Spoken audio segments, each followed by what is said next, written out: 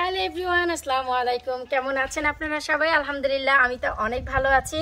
তো বারো পাতা শশা শুনতে শুনতে আমরা আসলে সবাই অস্থির। তো এই শশাটি দেখতে কেমন, যার একটি ভিডিও আমি অলরেডি আপনাদের সাথে শেয়ার করেছি। তাছাড়া একা একা আমি অলরেডি অনেকগুলো শশা খেয়েছি। ভাবলাম আজ যেহেতু গার্ডেনে পুরো পরিবার রয়েছে আমার, তো বাকি শশাগুলো আমি সব তুলে ফেলবো, কারণ আমার গার্ডেনে এখন আর তেমন কোনো জায়গা নেই। আমি আরও 10টি শশার গাছ বানাচ্ছি, এগুলো কোথায় দিব? এই পট খালি করে মাটি প্রসেস করে এখানে আমি আবারও নতুন করে 4টি শশা গাছ লাগিয়ে দিব। এখানে 4টি আছে, আবারও আমি 4টি না হলেও 3টি লাগিয়ে দেব। আর বাকি সবগুলো শশা এখন আমি তুলে নেব, কারণ হচ্ছে আরও বেশ কিছুটা এই যে কেটে নিচ্ছি। বেশ কিছুটা শশা এই যে হচ্ছে, ভেতরের দিক থেকে হচ্ছে, এই যে আমি দেখাচ্ছি একটু দেখুন। এই যে দেখুন, অনেকগুলো শশা কিন্তু হচ্ছে। তো সবকিছুর মায়া আমি ত্যাগ করে দিচ্ছি নতুন গাছগুলো লাগানোর জন্য। এই যে দেখুন, এই সবগুলো শশা পরাগায়ন হয়েছে। এই যে দেখুন, সবগুলো শশাই কিন্তু বেঁচে যাবে। এই যে ওই যে বাচ্চা, এই যে। তো আমি আসলে এটা কেটে ফেলছি এর জন্য যে আমি নতুন করে আবার নতুন গাছ লাগাবো, এতে করে দেখা গেল যে সেইগুলো আরো ভালো ফল দিবে। এখান থেকে আমি অল টুগেদার, এই যে আরো একটি শশা পরাগায়ন হয়েছে দেখুন, এই শশাটিও বাঁচবে। অল টুগেদার এখান থেকে আমি 15টি শশা অলরেডি আজকে সহ তুললাম।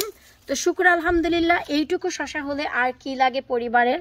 তো ছোট ছোটগুলো থাক, যেহেতু এমনিতেই গাছ ক্লিয়ার করব। তো এখন হচ্ছে এই যে শশাগুলো আমি তুললাম, তোলার পর কি এভাবেই রাখবো? একা একা তো খেয়েছি অনেক শশা, আজ চলুন আপনাদের সাথে নিয়েই আমি একটি শশা কেটে খাই। আর এটি কেমন হয়েছে, ভেতরটি খেতে কেমন, আপনাদের একটু জানাচ্ছি। তো এই যে নর্মাল যে শশাটি, এই শশাটিকে আমরা এই যে পিল করে নিলেই হলো। এত চমৎকার, উপরের দিক থেকে মনে হয় যে পেকে গেছে, কিন্তু ট্রাস্ট মি, এর থেকেও বেশি খয়েরি হয়ে গেছে। তেমন শশাও আমি খেয়েছি, একেবারে মিষ্টি বাংলাদেশের যে শশা, তাই আপনারা কাটার পর আসলে বুঝতে পারবেন যে আমি যা বলতে চাচ্ছি, আপনারা হয়তো বা বুঝতে পারবেন। এই তো এখন এই যে আমি কিছুটা বিট লবণ নিয়েছি। তো এই যে দেখুন, কাটার পরপরই কত চমৎকার কেটে যাচ্ছে। এই যে দেখুন,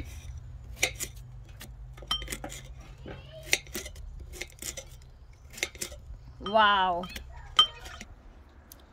তো এই যে দেখুন, শশাটির বীজ কিন্তু মোটেও শক্ত হয়নি, একেবারে সফট আছে। এই যে দেখুন, শক্ত হলে কিন্তু অন্যরকম হয়, আর যখন এই সফট থাকে তখন ঠিক এমন ভেঙে যায়। এখন আমি খেয়ে বলছি কেমন হয়েছে।